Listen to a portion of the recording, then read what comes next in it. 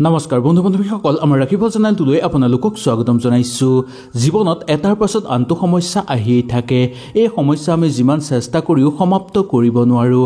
ঘৰত যদি দৰিদ্ৰতা বাঢ়িছে, ঘৰত যদি বেছিকৈ ধাৰ হৈছে, কোনো শত্ৰুৱে যদি আপোনাক ক্ষতি কৰিব বিচাৰিছে, কোনো কাম সম্পূৰ্ণ কৰিবলৈ আপোনালোকে চেষ্টা কৰিছে কিন্তু সেই কাম সম্পূৰ্ণ কৰিব পৰা নাই, কিবা নহয় কিবা আপোনালোকৰ সমস্যা আহি থাকে। যদি এই সমস্যাবোৰ আপোনাৰ লগত ঘটি আছে তেনেহ'লে এই ভিডিঅ'টো আপোনালোকৰ কাৰণে। এই ভিডিঅ'টো চোৱাৰ পিছতেই আপোনালোকৰ সকলো সমস্যা অন্ত হৈ পৰিব, সকলো ফালৰ পৰা আপোনালোকৰ ঘৰত শুভ প্ৰভাৱ পৰিব আৰু ঘৰত অৰ্থ জমা হ'বলৈ ধৰিব আৰু উপাৰ্জনৰ বাট মুকলি হৈ পৰিব। আহক তেনেহ'লে এই ভিডিঅ'টোৰ যোগেদি আমি সম্পূৰ্ণভাৱে জানি লওঁ। ভিডিঅ'টো ভাল লাগিলে লাইক এটা কৰি আমাৰ মনোবল বঢ়াব আৰু আপোনালোকৰ বন্ধুবৰ্গৰ লগত শ্বেয়াৰ কৰি তেওঁলোককো উপকৃত কৰিব। আজি আমি জানিম একমাত্ৰ পইচাৰ কথা। এই মূল্যবৃদ্ধিৰ দিনত টকাই হৈছে আমাৰ কাৰণে আজিকালি আচল ভগৱান। মানুহে জীৱনত যিমান উপাৰ্জন কৰে তাতকৈ বেছি খৰচ হয়। আজিৰ দিনত এনেকুৱা বহু মানুহ কম পোৱা দেখিবলৈ পোৱা যাব যাৰ পইচাৰ অভাৱ কম বা তেওঁলোক দৰিদ্ৰ হোৱা নাই। যি মানুহৰ হাতত পইচা থাকে সেই মানুহে আকৌ বেছি পইচাৰ কাৰণে লালসা কৰি থাকে। পইচা লোভ এনেকুৱা এটা বস্তু, যিমানেই পইচা নাথাকক কিয় পইচাৰ লোভ কেতিয়াও সামৰিব পৰা নাযায়। সেইকাৰণে পইচাৰ লোভ আমি কম কৰাটো উচিত। কিন্তু এই কথাটো ক'বলৈহে সহজ, কিন্তু যাৰ হাতত পইচা থাকে আৰু তেওঁলোকে অধিক অৰ্থ উপাৰ্জন কৰিবলৈ বা অধিক অৰ্থ জমা কৰিবলৈ তেওঁলোকে বিচাৰি থাকে। যিমান মানুহৰ হাতত পইচা জমা নহয় কিয় আৰু পইচা তেওঁলোকক লাগিয়েই থাকে, কেতিয়াও পইচাৰ লোভ অন্ত নহয়। সকলো মানুহে সেইকাৰণে দিনে ৰাতিয়ে পইচা ঘটিবলৈ চেষ্টা কৰি থাকে। বহু সময়ত যিমান আমি কষ্ট কৰোঁ তাৰ উচিত মূল্য আমি লাভ কৰিব নোৱাৰোঁ আৰু কেতিয়াবা হাতলৈ পইচা আহিলেও সেই পইচা আমাৰ জমা নহয়। সেইকাৰণে মনা যায় যে বেয়া ভাগ্য আমাৰ লগত সদায় থাকে। ঘৰত পইচা বঢ়াবলৈ কিবা নহয় কিবা আমি বাস্তু প্ৰতিকাৰ কৰিবই লাগিব। ইয়াৰ ফলত ঘৰত পইচা বাঢ়িবলৈ ধৰিব। আজি মই আপোনালোকক জনাম এনে কিছু প্ৰতিকাৰৰ কথা। এই প্ৰতিকাৰ কৰাৰ ফলত ঘৰত অৰ্থ বৃদ্ধি পাবলৈ ধৰিব, অৰ্থ অহাৰ বাট মুকলি হৈ পৰিব আৰু ঘৰত ধনে সোণে উপচি পৰিবলৈ ধৰিব। এই প্ৰতিকাৰ যদি আপোনালোকে ঘৰত এবাৰ কৰে তেনেহ'লে আপোনালোকৰ ঘৰত সদায় শুভ প্ৰভাৱ পৰিব। সকলো দেৱ দেৱী আহি আপোনালোকৰ ঘৰত বাস কৰিব আৰু দেৱ দেৱী সোনকালে আপোনালোকৰ ঘৰলৈ আকৰ্ষিত হৈ পৰিব। এই প্ৰতিকাৰ কৰাৰ ফলতেই আপোনালোকে কৰ্মক্ষেত্ৰত সফলতা লাভ কৰিব পাৰিব আৰু দৈনন্দিন যি কামত আপোনালোকে ওলাই যায় সেই কামত আপোনালোকে সফলতা অৰ্জন কৰিব পাৰিব। আহক তেনেহ'লে আমি বেছি দেৰি নকৰি এই প্ৰতিকাৰৰ কথা জানি লওঁ। আজি মই আপোনালোকক যি প্ৰতিকাৰৰ কথা ক'ম সেই প্ৰতিকাৰ একেবাৰে সহজ। এই বস্তু আপোনালোকৰ ঘৰত নিশ্চয় আছে চাগে। যদি এই বস্তু আপোনালোকৰ ঘৰত নাই তেনেহ'লে আজিয়ে আপোনালোকে বজাৰৰ পৰা কিনি আনক। বজাৰৰ পৰা কিনি আনিলেই নহ'ব, বজাৰৰ পৰা কিনাৰ ক্ষেত্ৰতো কিছুমান আপোনালোকে সাৱধানতা অৱলম্বন কৰিব লাগিব। এই সাৱধানতা অৱলম্বন কৰি যদি আপোনালোকে এই বস্তু ঘৰলৈ আনে তেনেহ'লে এই বস্তুৰ লগতে সকলো দেৱ দেৱী আহি আপোনালোকৰ ঘৰত বাস কৰিব। বিশেষকৈ ভগৱান শ্ৰীকৃষ্ণই আহি আপোনালোকৰ ঘৰত বাস কৰিবলৈ ধৰিব, যাৰ ফলত আপোনালোকৰ সকলো মনৰ আশা পূৰ্ণ হৈ পৰিব, সকলো ক্ষেত্ৰতে সফলতা অৰ্জন কৰিব পাৰিব আৰু ঘৰত অৰ্থ বৃদ্ধি পাবলৈ ধৰিব। সেইকাৰণে এই প্ৰতিকাৰটো আপোনালোকে নিশ্চয় কৰাটো উচিত আৰু এই কামটো আপোনালোকে কৰাৰ ক্ষেত্ৰত খুব সাৱধানতা অৱলম্বনো কৰিব লাগিব। এই বস্তুটো হ'ল মৌৰাৰ পাখি। আপোনালোকৰ ঘৰত মৌৰাৰ পাখি নিশ্চয় আছে চাগে।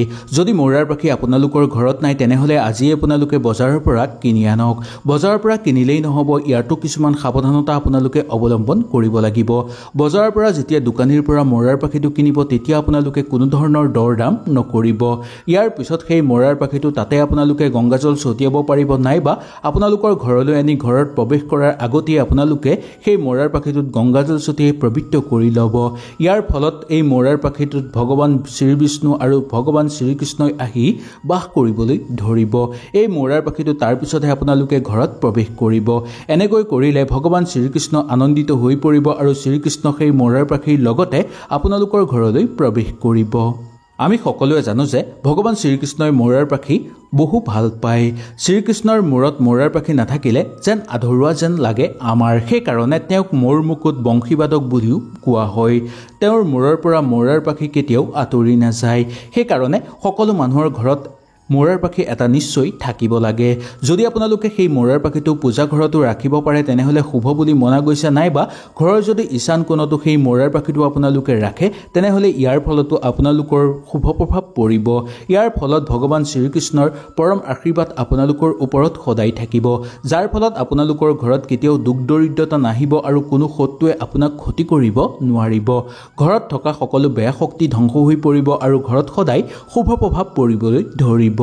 ভগৱান শ্ৰীকৃষ্ণৰ মূৰত সদায় মৌৰাৰ পাখি থাকে।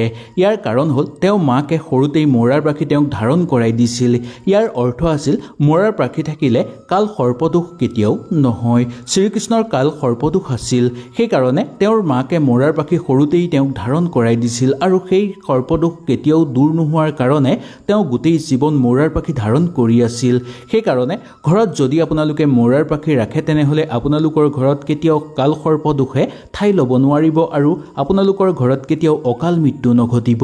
বহু ডাঙৰ ব্যৱসায়ীয়ে ফটোৰ ফ্ৰেম বনাই মৌৰাৰ পাখি ৰাখে। যদি আপুনি গাৰুৰ তলতো মৌৰাৰ পাখি ৰাখিব পাৰে তেনেহ'লে ইয়াৰ ফলতো আপোনালোকে বহু ভাল ফল লাভ কৰিব পাৰিব। ঘৰৰ ঈশান কোণতো মৌৰাৰ পাখি ৰাখিব পাৰে, নাইবা আপোনালোকৰ ঘৰৰ যিকোনো শুভ জেগাত মৌৰাৰ পাখি ৰাখিব পাৰে। আপোনালোকে প্ৰায় দেখিবলৈ পাব যে বহু ডাঙৰ ডাঙৰ ব্যৱসায়ীসকলে বা যিকোনো ডাঙৰ মানুহে মৌৰাৰ পাখি ৰাখে নিশ্চয় ঘৰত, আৰু সেই মৌৰাৰ পাখিটো সুন্দৰভাৱে তেওঁলোকে সজাই ৰাখে বা ফটোৰ ফ্ৰেম বনাই তেওঁলোকে ৰাখে। আপোনালোকেও যদি তেনেকৈ ৰাখিব পাৰে তেনেহ'লে ইয়াকো বহু শুভ বুলি মনা গৈছে। সেই ফ্ৰেমটো আপোনালোকে পূব দিশ বা উত্তৰ দিশৰ ফালে ৰাখিব বা পূব আৰু উত্তৰ দিশৰ মধ্যৰ জেগাতো আপোনালোকে ৰাখিব পাৰে। আহক এতিয়া আমি জানি লওঁ মৌৰাৰ পাখি ঘৰত ৰখাৰ 3টা গুৰুত্বপূৰ্ণ লাভৰ কথা। আহক বেছি দেৰি নকৰোঁ। যদি ভিডিঅ'টো ভাল লাগে লাইক এটা কৰি আমাৰ মনোবল বঢ়াব আৰু আপোনালোকৰ বন্ধুবৰ্গৰ লগত শ্বেয়াৰ কৰি তেওঁলোককো উপকৃত কৰিব। জীৱনত চলি থকা সমস্যাৰ পৰা বাচিবলৈ বা কোনো গোপন শত্ৰুৰ পৰা বাচিবলৈ আপোনালোকে প্ৰথমতেই বজাৰৰ পৰা এটা মৌৰাৰ পাখি কিনি আনক। কিনাৰ সময়ত আপোনালোকে ভগৱান শ্ৰীকৃষ্ণৰ নাম নিশ্চয় ল'ব। এনে কৰিলে মৌৰাৰ পাখিত বহু ভাল শক্তিৰ আগমন ঘটিবলৈ ধৰিব আৰু ইয়াৰ ফলত ভগৱান শ্ৰীকৃষ্ণৰ আশীৰ্বাদো আপোনালোকে লাভ কৰিবলৈ সক্ষম হ'ব। আপোনাৰ সকলো আধৰুৱা কাম সম্পূৰ্ণ হৈ পৰিব। যেতিয়া ৰাতি আপোনালোকে শুবলৈ যাব সেই ক্ষেত্ৰত আপোনালোকে গাৰুৰ বাওঁফালে মৌৰাৰ পাখিটো ৰাখি ৰাতি শুই যাব আৰু ৰাতিপুৱা উঠি আপোনালোকে সেই মৌৰাৰ পাখিটো দৰ্শন কৰিব গাৰুৰ তলৰ পৰা উলিয়াই, আৰু আপোনালোকে দৰ্শন কৰাৰ পিছতহে বিচনাৰ পৰা নামিব আৰু সেই মৌৰাৰ পাখিটো আপোনালোকে সুন্দৰভাৱে কোনো শুভ জেগাত ৰাখি থ'ব। এনেকৈ আপোনালোকে ৰাতিপুৱা উঠি মৌৰাৰ পাখি দৰ্শন কৰি সুন্দৰভাৱে নামি গ'লে বিচনাৰ পৰা আপোনালোকৰ দিনটো সুন্দৰভাৱে পাৰ হ'ব আৰু দিনটোত কৰিবলগীয়া সকলো কামত আপোনালোকে সফলতা অৰ্জন কৰিব পাৰিব। ইয়াৰ বাহিৰেও ভগৱান শ্ৰীকৃষ্ণৰ পৰম আশীৰ্বাদ আপোনালোকে লাভ কৰিবলৈ সক্ষম হ'ব। ইয়াৰ ফলত আপোনালোকৰ সকলো মনৰ আশা পূৰ্ণ হৈ পৰিব। সকলো ক্ষেত্ৰৰ পৰা আপোনালোকৰ সমস্যা দূৰ হৈ পৰিব। ঘৰত অৰ্থ বৃদ্ধি পাবলৈ ধৰিব আৰু ঘৰত আপোনালোকৰ শত্ৰু ধ্বংস হৈ পৰাও দেখিবলৈ পোৱা যাব। মানসিক সমস্যাৰ পৰা বাচিবলৈ মনৰ শান্তি বঢ়াবলৈ যদি আপোনালোকৰ পৰিয়ালত সঘনাই মানসিক সমস্যা বাঢ়িছে, কাৰোবাৰ যদি টোপনি নহা হৈছে, তেনে ক্ষেত্ৰত আপুনি তেওঁৰ গাৰুৰ তলত মৌৰাৰ পাখি এটা ৰাখক। ইয়াৰ ফলত সেই মানুহজনৰ শৰীৰত এটা ভাল শক্তি বিচৰণ কৰিবলৈ ধৰিব আৰু সকলো সমস্যা তেওঁৰ অন্ত হৈ পৰিব। মৌৰাৰ পাখিয়ে এটা যন্ত্ৰৰ দৰে কাম কৰে। মৌৰাৰ পাখি মৌৰাৰ পৰা পৃথক হোৱাৰ পিছতো জীৱিত অৱস্থাত থাকে, সেইকাৰণে ইয়াৰ গুণ বহু বুলি মনা গৈছে। মৌৰাৰ পাখিয়ে ভাল শক্তি অতি সোনকালে আকৰ্ষণ কৰে আৰু বেয়া শক্তি ঘৰৰ পৰা বাহিৰ কৰি দিয়ে। যদি আপোনাৰ ওপৰতো বেয়া শক্তিৰ প্ৰভাৱ বৃদ্ধি পাইছে তেনেহ'লে মৌৰাৰ পাখি ৰাখিলে আপোনালোকৰ ওপৰৰ পৰা সকলো বেয়া শক্তি দূৰ হৈ পৰিব।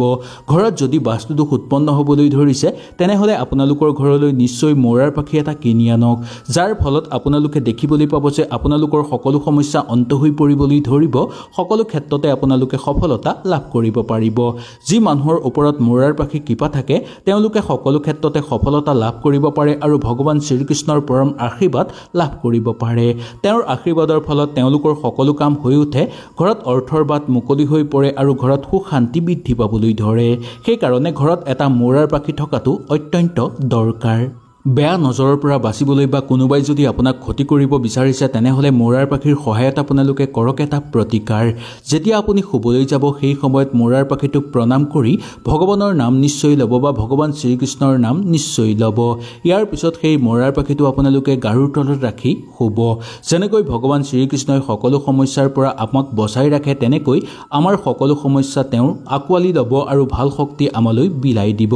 আমাৰ মনত কেতিয়াও বিচলিত অৱস্থা নাহিব আৰু কাৰোৰ প্ৰতি আমাৰ বেয়া ভাৱ নাহিব আৰু কাৰো বেয়া নজৰ নপৰিব আমাৰ ওপৰত আৰু কেতিয়াও আপোনালোকে বেয়া সপোন নেদেখিব। কেতিয়াবা যদি আপোনালোকে বেয়া সপোন দেখি ৰাতি উচপি উঠে বা কেতিয়াবা যদি আপোনালোকে বেছিকৈ ভয় খায় তেনে ক্ষেত্ৰতো আপোনালোকে গাৰুৰ তলত মৌৰাৰ পাখি এটা ৰাখি শুব পাৰে। গাৰুৰ বাওঁফালে বা আপোনালোকে শোৱাৰ বাওঁফালে মৌৰাৰ পাখি ৰাখি শোৱাটো বহু শুভ বুলি মনা গৈছে। এনেকৈ কৰিলে আপোনালোকে ৰাতি বেয়া সপোন নেদেখিব আৰু আপোনালোকৰ মনলৈ কেতিয়াও বেয়া ভাৱ নাহিব। যদি আপোনালোকে মৌৰাৰ পাখি বাঁহীৰ লগত ৰাখে তেনেহ'লে পৰিয়ালৰ মাজত সুখ শান্তি বৃদ্ধি পাবলৈ ধৰে আৰু পৰিয়ালৰ সন্মান বৃদ্ধি পাবলৈ ধৰে। সামাজিক ক্ষেত্ৰত শাস্ত্ৰত মৌৰাৰ পাখিক ধনদেৱী মা লক্ষ্মী, শিক্ষাৰ দেৱী মা সৰস্বতী, ভগৱান শ্ৰীকৃষ্ণ, গণেশদেৱ, হনুমানদেৱ আৰু কাৰ্তিক দেৱৰ লগত সংযোগ কৰি চোৱা হয়। মা লক্ষ্মীৰ কৃপা লাভ, ধন সম্পত্তি লাভ আৰু সুখ শান্তিৰ লাভ হ'ব আপোনালোকৰ। মৌৰাৰ পাখিৰ প্ৰয়োগৰ ফলত মা লক্ষ্মীৰ কৃপা আপোনালোকে লাভ কৰিবলৈ সক্ষম হ'ব, যাৰ ফলত আপোনালোকে সকলো আশা পূৰ্ণ কৰিব পাৰিব আৰু সকলো ক্ষেত্ৰতে আপোনালোকে সফলতা লাভ কৰিব পাৰিব।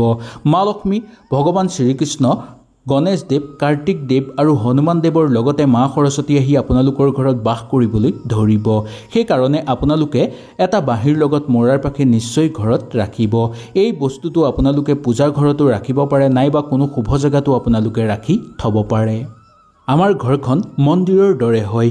ঘৰত থকা মানুহে যদি বাৰে বাৰে কণ্ডল কৰে ইয়াৰ ফলত মন্দিৰ অপবিত্ৰ হৈ পৰিব। ইয়াৰো বহু কাৰণ হ'ব পাৰে। ইয়াৰ প্ৰধান কাৰণ হ'ল ঘৰত যদি বেয়া শক্তিৰ প্ৰভাৱ বৃদ্ধি পায়। এতিয়া প্ৰশ্ন হ'ল যে ঘৰত যদি বেয়া শক্তিৰ প্ৰভাৱ বাঢ়ে তেনেহ'লে আমি কি কৰিব লাগিব বা এই শক্তি আমি কেনেকৈ বাহিৰ কৰিব লাগিব। ইয়াৰ প্ৰতিকাৰ আছে। এই প্ৰতিকাৰ কৰাৰ ফলত আপোনালোকৰ সকলো সমস্যা অন্ত হৈ পৰিব। এই প্ৰতিকাৰ হ'ল সন্ধ্যা ঘৰত যেতিয়া আপোনালোকে চাকি জ্বলাব ইয়াৰ পিছত মৌৰাৰ পাখিটো আপোনালোকে ঘৰৰ ভিতৰত জোৰ জোৰকৈ লৰাব। ইয়াৰ ফলত ঘৰত থকা সকলো বেয়া শক্তি দূৰ হৈ পৰিব বা ধ্বংস হৈ পৰিব। এই কামটো আপোনালোকে এবাৰ কৰিলেই নহ'ব। এই কামটো আপোনালোকে বাৰে বাৰে কৰিব লাগিব। ইয়াৰ ফলত ঘৰৰ পৰা বেয়া শক্তি চিৰদিনৰ কাৰণে বাহিৰ হৈ পৰিব। যি মানুহৰ ঘৰত ভাল শক্তি বিচৰণ কৰি থাকে সেই ঘৰত সাক্ষাৎ মা লক্ষ্মীয়ে আহি বাস কৰে। আহক এতিয়া আমি জানি লওঁ ঘৰৰ কোন জেগাত মৌৰাৰ পাখি ৰখাটো অত্যন্ত শুভ বুলি মনা গৈছে। এই জেগাত যদি মৌৰাৰ পাখি ৰাখে তেনেহ'লে ঘৰত বহু বেছি ভাল শক্তিৰ আগমন ঘটিবলৈ ধৰিব আৰু ঘৰত থকা বেয়া শক্তি দূৰ হৈ পৰিব। সাক্ষাৎ মা লক্ষ্মী আহি আপোনালোকৰ ঘৰত বাস কৰিব। কোনো শুভ দিনত ঘৰলৈ যদি মৌৰাৰ পাখি আনি আপোনালোকে ঘৰত যোন জেগাত মানুহ সঘনাই অহা যোৱা কৰি থাকে সেই জেগাৰ ওপৰত যদি ওলমাই ৰাখিব পাৰে তেনেহ'লে ইয়াকো বহু শুভ বুলি মনা গৈছে। ঘৰৰ মুখ্য দুৱাৰৰ ওপৰতো আপোনালোকে ওলমাই ৰাখিব পাৰে। ইয়াৰ ফলতো মৌৰাৰ পাখিয়ে আপোনালোকৰ ঘৰলৈ অহা সকলো বেয়া শক্তি ধ্বংস কৰি পেলাব আৰু ঘৰত শুভ শক্তিৰ আগমন ঘটাব। সেইকাৰণে ঘৰৰ একেবাৰে সকলোৰে নজৰ পৰা জেগাত যদি আপোনালোকে মৌৰাৰ পাখি ৰাখে তেনেহ'লে ইয়াকো বহু শুভ বুলি মনা গৈছে। কোনো ঘৰৰ বাহিৰৰ মানুহ আহি যদি ঘৰত প্ৰৱেশ কৰাৰ লগতে মৌৰাৰ পাখিটো দেখা পায় তেনেহ'লে ইয়াকো বহু বেছি শুভ বুলি মনা গৈছে। ঘৰৰ সকলো ৰুমত মৌৰাৰ পাখি লগালে ঘৰৰ পৰা বাস্তুদোষ দূৰ হ'ব। এই মৌৰাৰ পাখিয়ে আমাৰ জীৱনৰ দিশ সলনি কৰি পেলাব পাৰে। যদি আপুনি সকলো সময়তে নিজৰ লগত মৌৰাৰ পাখি ৰাখে তেনেহ'লে ইয়াৰ ফলত আপোনালোকে সকলো কৰ্মতে সফলতা লাভ কৰিব পাৰিব। সকলো দিশতে ভাগ্যই আপোনাক সহায় কৰিব। যদি আপোনাৰ ওপৰৰ ৰাহু কেতুৰ দোষ থাকে তেনেহ'লে এই দোষো আপোনালোকৰ সমাপ্ত হৈ পৰিব। বিশেষকৈ আপোনাৰ ঘৰত যদি কোনো সৰু ল'ৰা ছোৱালী বেছিকৈ অকৰা হৈ পৰিছে তেনেহ'লে মৌৰাৰ পাখিয়ে সদায় ৰাতিপুৱা আৰু গধূলি তেওঁলোকক বিচিব। দেখিবলৈ পাব যে লাহে লাহে এই অকৰামি নোহোৱা হৈ পৰিবলৈ ধৰিব আৰু আপোনালোকৰ ঘৰত শুভ প্ৰভাৱ পৰিবলৈ ধৰিব। শিক্ষাৰ্থীসকলৰ কাৰণে মৌৰাৰ পাখিটো অতি শুভ বুলি মনা গৈছে। যদি শিক্ষাৰ্থীসকলে মৌৰাৰ পাখিত অভিমন্ত কৰি কিতাপৰ মাজত ৰাখে তেনেহ'লে ইয়াক বহু শুভ বুলি মনা গৈছে। অভিমন্ত কেনেকৈ কৰিব লাগিব এই কথাটো আমি জানি লওঁ আহক। যেতিয়া আপুনি বজাৰৰ পৰা মৌৰাৰ পাখিটো কিনি আনিব তাৰপিছত মৌৰাৰ পাখিটোত চুই আপোনালোকে ভগৱান শ্ৰীকৃষ্ণক স্মৰণ কৰিব। তাৰপিছত আপোনালোকে এটা মন্ত্ৰ নিশ্চয় উচ্চাৰণ কৰিব। মন্ত্ৰটো হ'ল ওম নমঃ ভগৱতে বাসুদেৱায়। এই মন্ত্ৰটো জাপ কৰাৰ পিছত মৌৰাৰ পাখিটো আপোনালোকে কিতাপৰ মাজত ৰাখিব পাৰে। ইয়াৰ ফলত বিদ্যাৰ্থীসকলে বহু ভাল ফল লাভ কৰিব পাৰিব। সকলো পৰীক্ষাত তেওঁলোকে ভাল ফল দেখুৱাব পাৰিব আৰু জীৱনত তেওঁলোকে বহুদূৰ আগুৱাই যাব পাৰিব। শিক্ষাৰ মানদণ্ড বঢ়াব পাৰিব আৰু শিক্ষাৰ ক্ষেত্ৰতেই তেওঁলোকে জীৱনত সফল হ'ব পাৰিব আৰু সামাজিক ক্ষেত্ৰতো তেওঁলোকে মান সন্মান লাভ কৰিবলৈ সক্ষম হ'ব। হয়তো এই ভিডিঅ'টোৰ যোগেদি আপোনালোকে সুন্দৰভাৱে বুজি পালে। যদি কিবা অসুবিধা পালে নিশ্চয় মোক তলত কমেণ্ট কৰি জনাব। তেনেহ'লে আজিলৈ আপোনালোকৰ ওচৰৰ পৰা বিদায় লৈছোঁ। কালিলৈ আপোনালোকক পুনৰ লগ পোৱাৰ প্ৰতিশ্ৰুতিৰে আজিলৈ নমস্কাৰ।